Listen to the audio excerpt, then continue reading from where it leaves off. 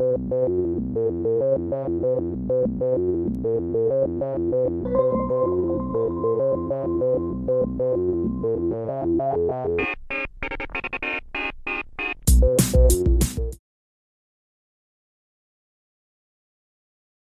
and welcome back to the History Hut. I'm Jim, this is Dr. K, and we're continuing our discussion of the Active Union. And we got as far as the Glorious Revolution, but the Glorious Revolution, neither glorious nor revolution.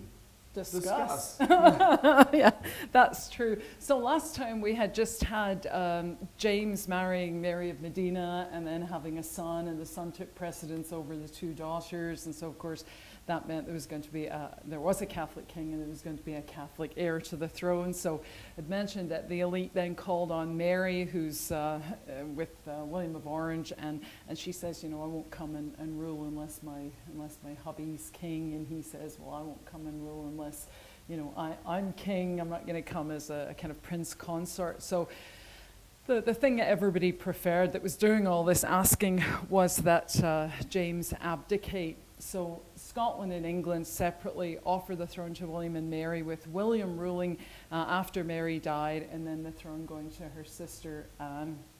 And there's two separate, there's a Bill of Rights and a Claim of Rights, so two things separately. Now, spoiler alert, because we've been talking about the whole question of succession and how many problems it's caused. So Anne, who's going to take over after all of this, she's pregnant about 18 times, has like 13 miscarriages, 4 kids that died before the age of 2, and 1 surviving son, which is good, except he dies at the age of 11. So they're back to the same question, you know, who's going to rule after Anne? What do you do once you've killed one king earlier on, and then you've forced another one out? And so what they're actually going to do is they don't want James, who's in exile, or his family in exile, to come back.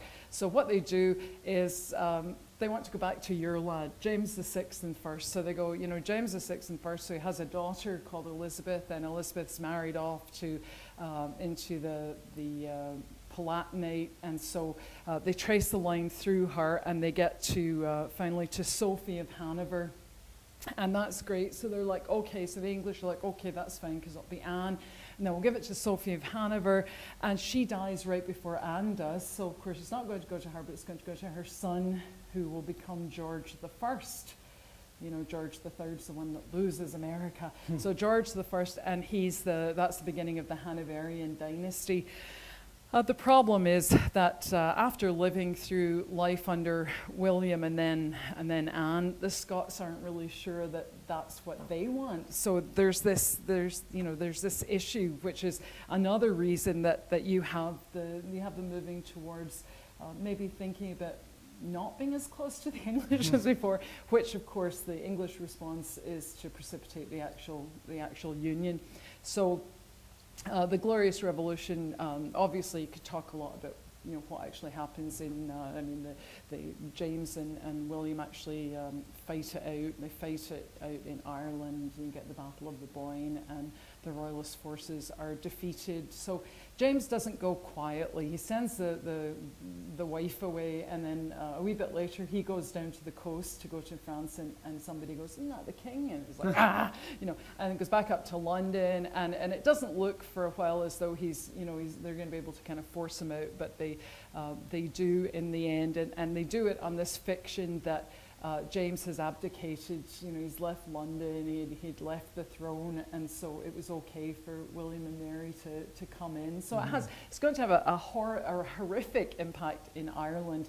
It's going to have an impact in England, and of course there's always Scotland to think about, which is what we're thinking about. Yeah, and so what is the impact on Scotland then? Well, the obvious problem is that you have a new set of monarchs. William, it's almost like George, when he comes in later on, is interested in England for the taxes it will raise for him so that he can keep fighting his enemies in Europe. George I is the same. You know, he's more interested in Hanover than he is in England. So not all that interested in England even, so even less interested in Scotland. And they just want things to be kind of quiet. So I think overall they're not all that interested in Scotland. You know, they're offered the crown, they accept it. And one of the reasons, if we're looking at this specifically, one of the reasons is that the supporters of James come to the Scottish Convention, because it can't be called a parliament unless the king calls it. So it comes to the Scottish Convention, and James kind of sends him a letter that's a bit like, you know, I'm your king, what's your problem? And William sends him a more kind of conciliatory letter, and then the people who are the supporters of the rightful king, the old king, they leave the convention to drum up support, and so they kind of, you know, left the people that are William supporters, Williamites there. So not much interest in Scotland, but they want everything to be kind of quiet and settled. And one of the results, so just not a bad spoiler alert this time, but one of the results is that the Highlands are seen as a problematic place. Now, this is nothing new. Scottish kings since, you know, Malcolm II at the turn of the last millennium, back one, not just a few weeks ago, they also saw the Highlands as problematic, and they could never really establish royal control there. So it'd been a problem for Scottish kings for a long time, even the ones that were Scottish, you know, which was all of them. When you come to James VI and first, he wants the whole, remember, you know, wants to be king of the whole island, so he wants everybody to kind of follow the same plan, and he's upset because the Highlanders won't, and then he establishes another problem for the Irish in the future, the Ulster plantation, sending Scottish Protestants over to settle in Ulster, you know, technically a Catholic country. So lots of people, you know, passes the Statutes of Iona to try and control the clansmen. So this is nothing new, but I think probably what is new is that you have a king that has no connection to Scotland whatsoever. Mary's not all that active. So no connection to Scotland. It just sees the north of Scotland as a, you know, it's a troublesome place, clansmen, you're like, what's that? So one result is a horrible thing called the Glencoe Massacre. And the other thing is for the Scots merchants, it's a bit more positive. After the Glencoe Massacre is over and William hasn't dealt with it very well, he responds to the merchant class who keep, you know, saying, remember we were talking about this the other day, keep saying, you know, we want a monopoly company, we want a company. And he's like, oh, okay, you know, killed a bunch of people, okay, you can have your company. And so the other thing is allowing the start-up of this Company of Scotland trading to Africa in the Indies. And as part of that, you have this thing called the Darien scheme. So the Darien scheme is then used as one of the factors that the English say, well, we have to have this active union because your economy is crumbling because we let you do this thing and you screwed it up, which is totally not true at all. And of course, the whole time through this early period with William and Mary, and then Mary dies first and then William dies, and then the question of succession. So that all comes to a head while Anne is ruling after William dies and Anne comes to the throne. So the question of succession is there. So the really big thing that happens almost immediately is the massacre at Glencoe. So tell me a little more about that. Do tell. Well, it's difficult because it makes me so sad. No, it's an attempt to make an example of somebody. What William says is, he says all of the clan chiefs have to come in and give their loyalty to him by a specific period, and then and when they actually do, the Scottish Privy Council and the King just ignore that and go ahead and punish the Highlanders anyway. And they, you know, it's an attempt to make an example of someone. And in this case, in this instance, it's going to be the MacDonalds of Glencoe. And so the massacre, of course, takes place in Glencoe.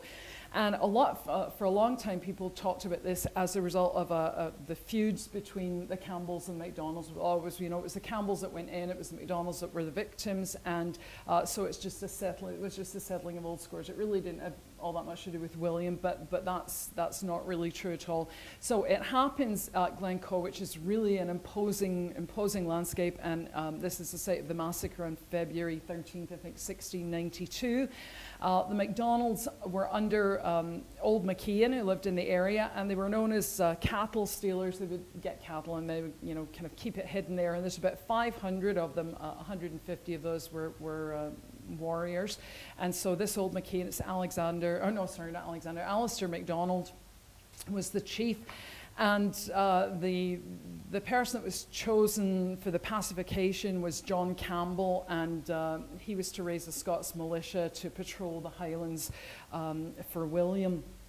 And so the kind of lead up to it is that in the summer of 1691, William's waging war against the French. So what he decides to do is to spend some money and buy up all the land that hasn't been kind of claimed yet, and also get, I think he hands over like £12,000 for Britt Albin, who's John Campbell, to buy up this land, and then they would give it to soldiers after service, which is always a really good way of you'd farm in peacetime and then you'd be ready to fight when there was trouble.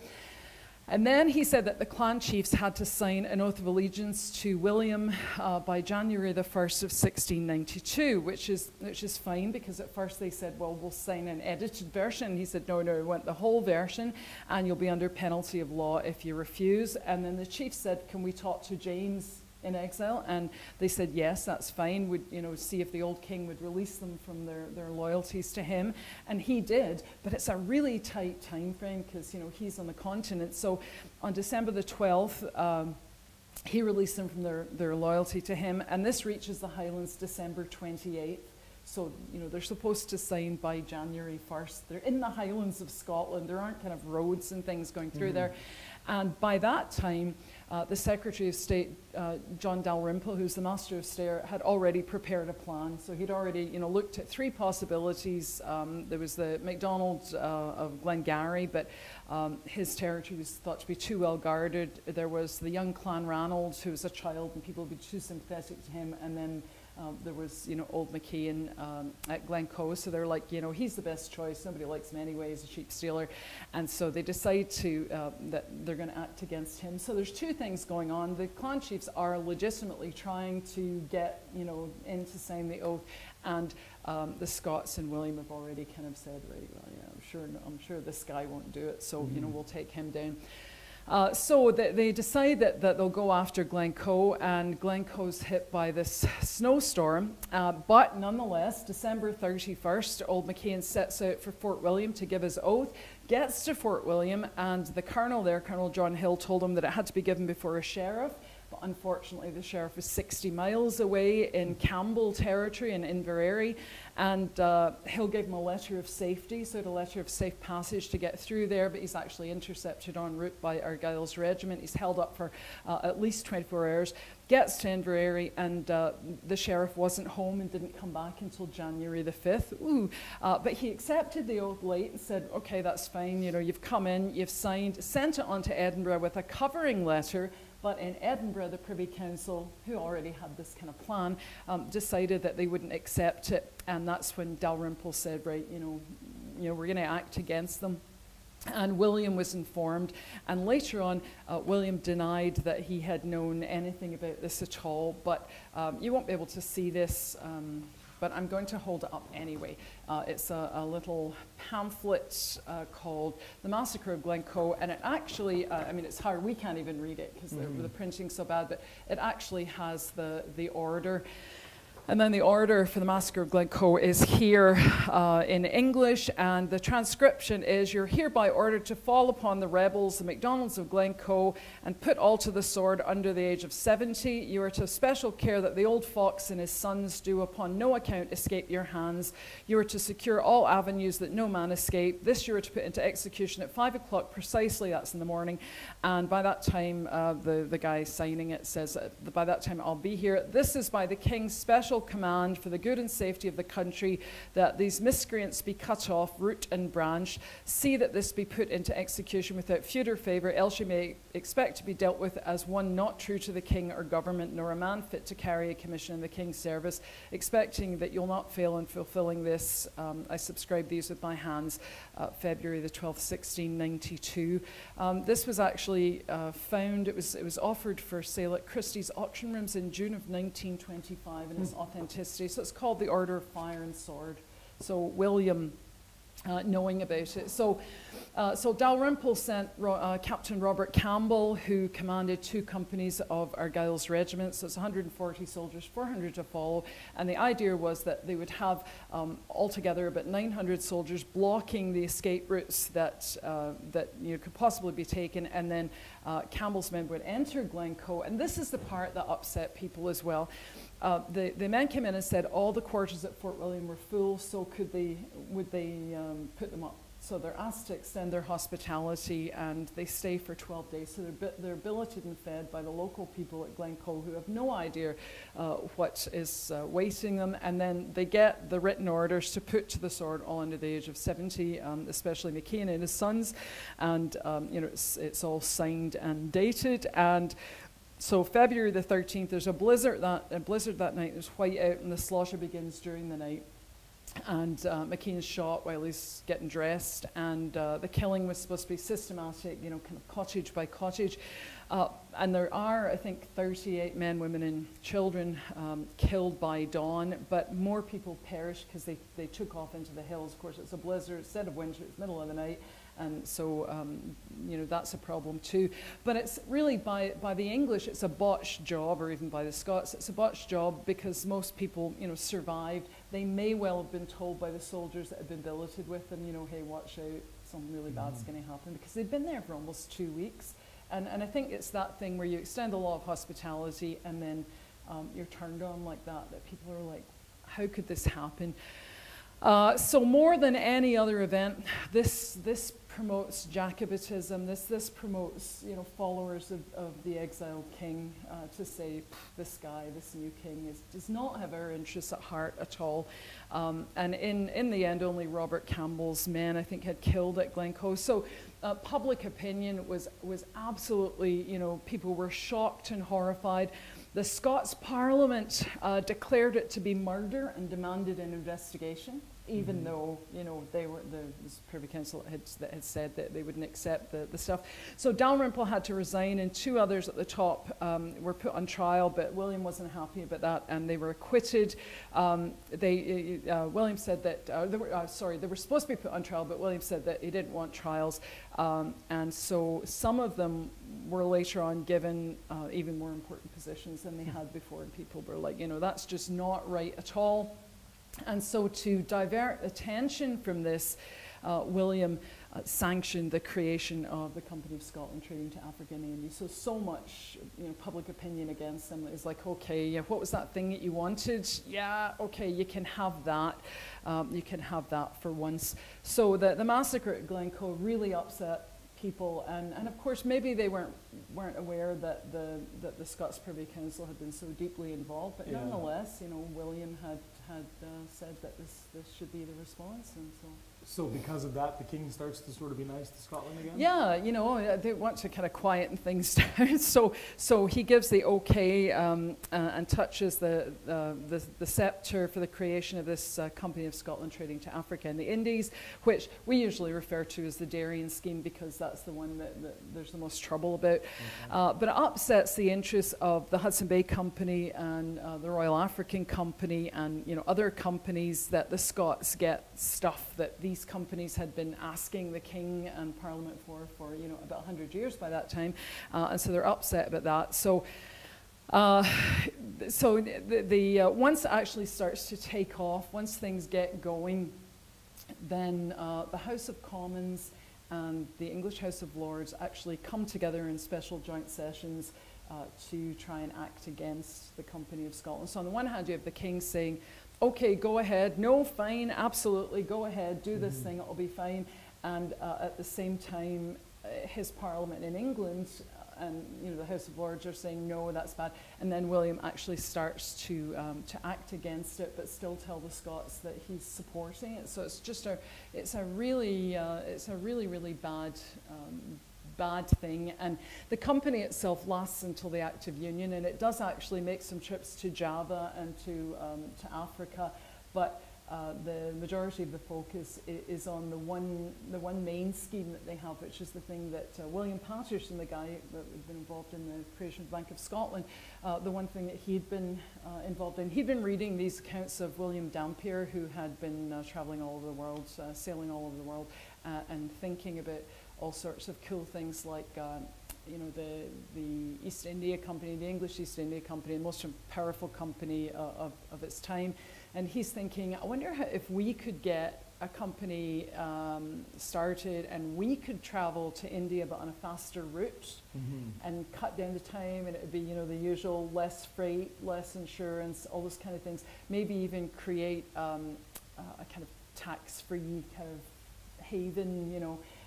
And so he's thinking along those lines, and of course when the East India Company gets wind of that, they're not happy at all. Yeah, so that's the Darien scheme? Yeah, the Darien scheme is this particular plan within that company. So the Darien scheme is also that thing that at the last minute everybody says, oh, you know, the economy of Scotland's collapsed and it's all because of the Darien scheme, and I don't think that's true at all. So the Darien scheme, it starts, you know, it has a life before Glencoe. So it starts in the 1680s as a plan to break into English commercial markets. It definitely has that plan. And by 1695, it's become this merchant plan to establish a trading company and a free trade zone that could rival the English East India Company, and of course also a colony to rival all of the English colonies. Remember, we were talking about the Scots being kind of shut out of the East Coast colonies on the States. So it's all kind of tied up with that too. So yes, we had the Scots at East New Jersey, and they're in Stewartstown in the 1680s. They're in South Carolina in the late 1680s.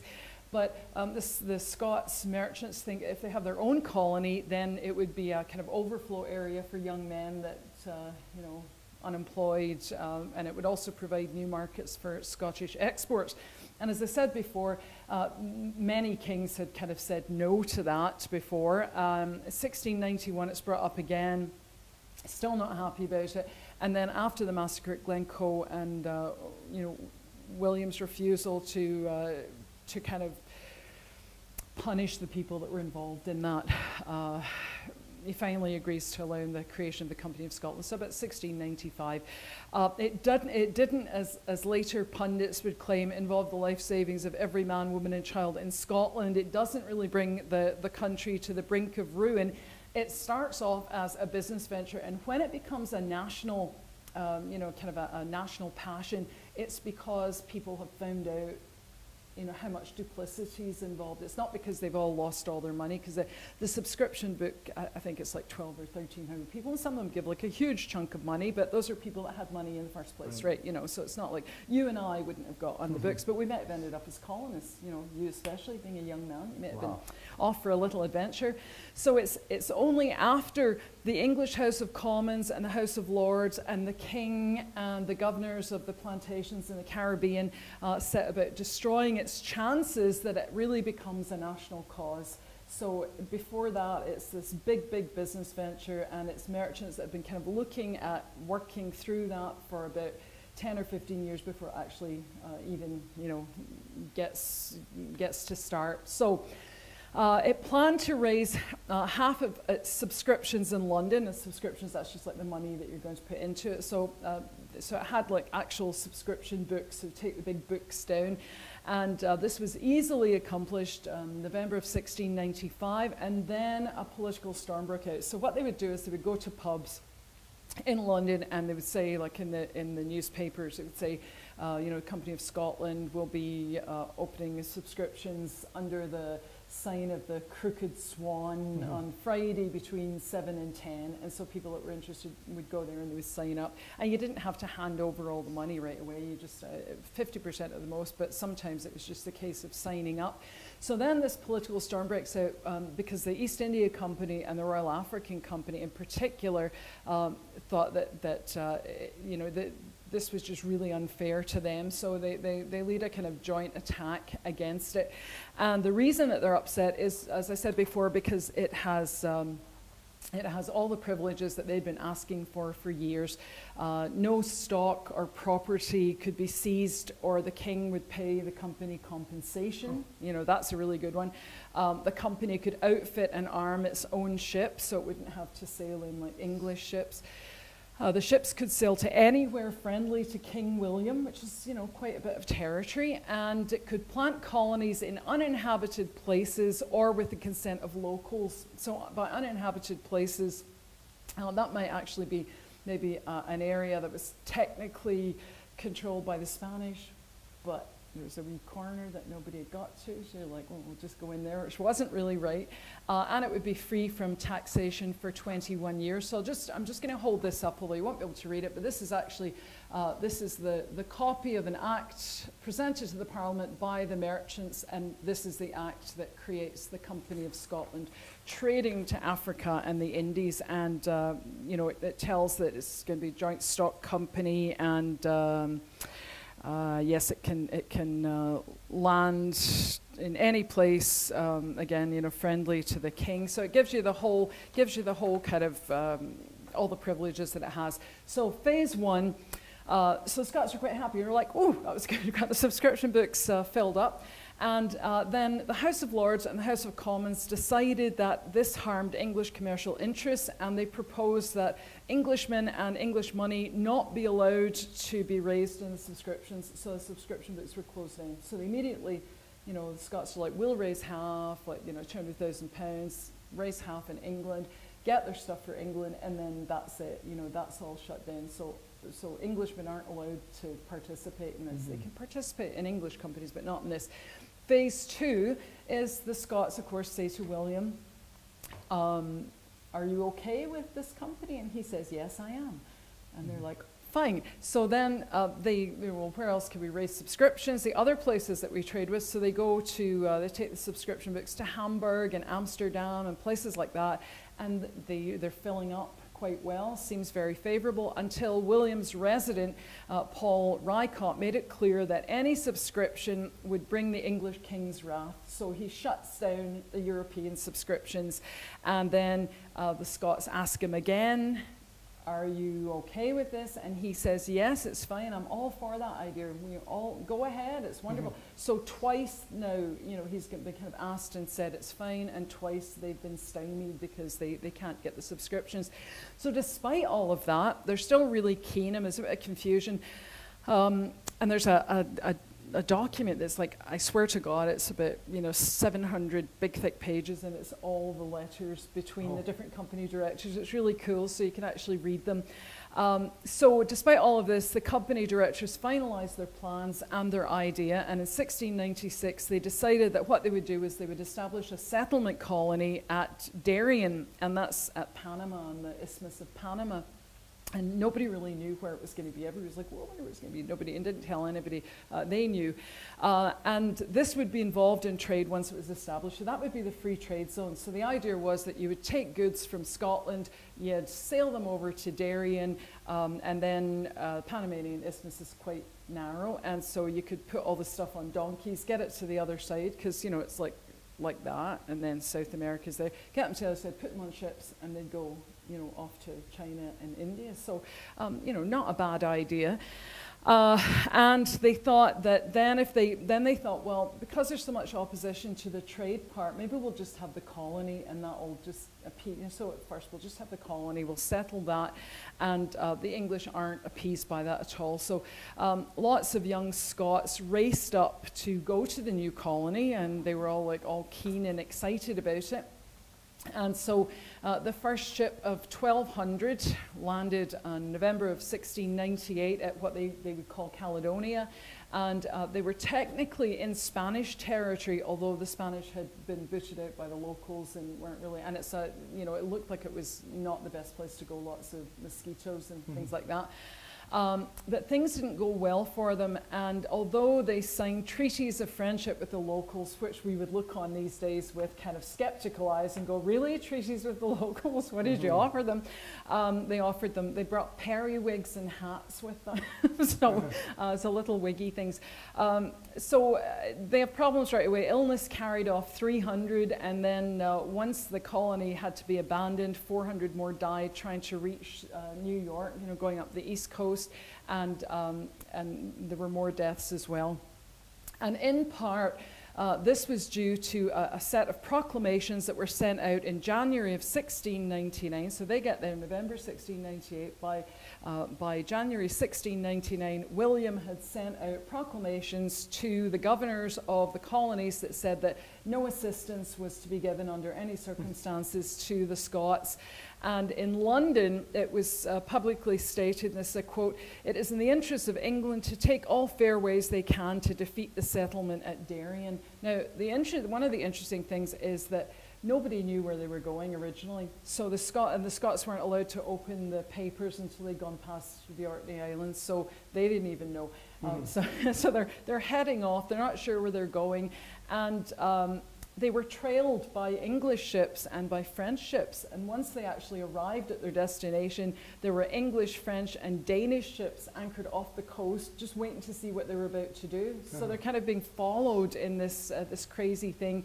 And the Scots the only thing you could do to keep the people back in Scotland in touch was to send out letters with every ship that went by, like the same thing, the one letter, okay, we made it, we're here, send it with 5 ships, and in the hope that one of them would get back. But actually, no information had been returned to Scotland, so the Scots were just like, fingers crossed, I hope it's going okay there. Yeah. And meanwhile, the Spanish court said, what's going on? There are Scots in our territory. And William said that he hadn't sanctioned the colony. So William said, I hadn't sanctioned the colony. I had no idea they were going there. So he just sells them up the river to the Spanish and says that he didn't support the colony and that none of the colonies, the English colonies, were to be allowed to give it any credit whatsoever. So when people showed up sick in the colonies in the Caribbean, they weren't allowed to come off their boats. They weren't given fresh water, fresh food. I mean, it's really, really awful.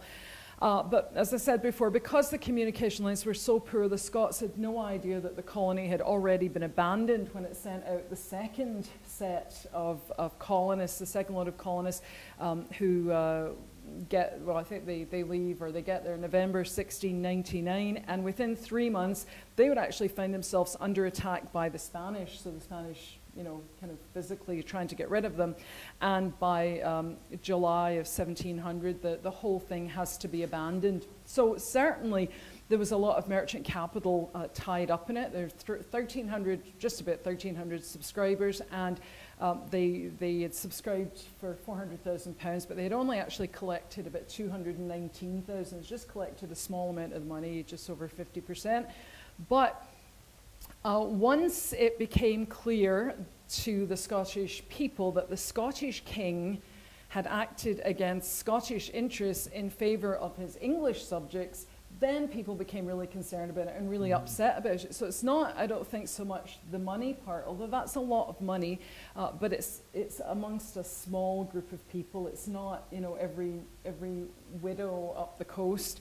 So Darien became a national concern then, and in November 1699, the nation sent an address, a petition to the king, calling for a national fast and asking him kind of what was going on. And William said that he was really sorry that their company hadn't worked out, not admitting that he'd been part of trying to, stop it. And then in May of 1700, they sent another national address pressing him at least to admit that their colony was legal. That, he'd said before, yes, it's fine. And so he just adjourned Parliament. And at the same time, the English Parliament indulged in public burnings of pamphlets on Darien. So, not leaving anything to chance or speculation. The House of Lords decided that the Scottish Company was detrimental to English trade, and I just think that it's a lot of work to go to trash something that that according to them, you know, had no right to this and couldn't really, you know, because later on they're going to say, well, the Scots were really stupid and they couldn't get this done. So if it's that stupid an idea, then why do you have to, you know, joint sessions of the House? Why do you have to burn the pamphlets on Darien in public? You know, English historians still claim that it was doomed to failure as a scheme. I don't think it's actually as bad as that sounds, but but by the time of the Union negotiations, the Scots were still trying to keep the company going, and as part of the Union agreement, they're given a thing called the equivalent, and part of that equivalent was supposed to be about £230,000, and it was to be paid out if the company ceased to exist, and of course it did, because it was part of the Union agreement. They had to wrap up this company that the English were like, yeah, it's a bit of a threat, but on the other hand, it's no threat at all. After Darien, the company kept trading to the east coast of Africa and to Java, and ran into some problems with pirates as well. In April the 12th of 2000, there were, which is about the 300th anniversary of the abandonment of Darien, there was an archaeological, or they went back to the original archaeological survey to look at whether it was, you know, it actually had any chance or not at all. And I guess there's the remains of ramparts and earthworks and cannon emplacements for a fort, and there's the remains of 72 huts for planters and 15 for officers, and there's the post holes for 2 storehouses, and there was a circular stone building, and one of the ships, the Olive Branch, had burned at our moorings, so a candle was overturned and set a barrel of brandy alight, and so you know, they do have some kind of physical evidence of it. But there was an article in the Scotsman called "The Darien Venture was a good idea at the time." So it's a TV archaeologist saying that new archaeological expedition into a previously unexplored area of the Darien Isthmus has shown that plans to establish a colony and set up a trade route across Panama were not foolhardy or ridiculous, but entirely feasible. And then it just talks a bit about what we've been talking about. And it says the area had never been archaeologically surveyed because it's pretty dangerous due to guerrilla activity and the risk of being taken hostage. But they found a series of rivers that would certainly have been accessible in the 17th century and would have made it easy to get around. And he just goes on to, this Dr. Horton just goes on to say that it was English-generated propaganda to justify the Union and show that the Scots were incapable of creating colonies themselves. You know, this idea that it was a kind of stupid venture. And he said that in many cases, plain luck was a significant factor in the survival of a colony. And he looks at the Jamestown colony, which suffered some similar problems. And then he says, Christopher Whatley, professor of history at Dundee, said that Horton's findings were intriguing, that it had never been established before whether the route was feasible or survivable. It's always been assumed it was a very hostile environment. And then it just says at the end that the failure of the Darien venture was a devastating blow to Scottish morale, and that you know, there was the economic impact, though, that helped push the country into union with England.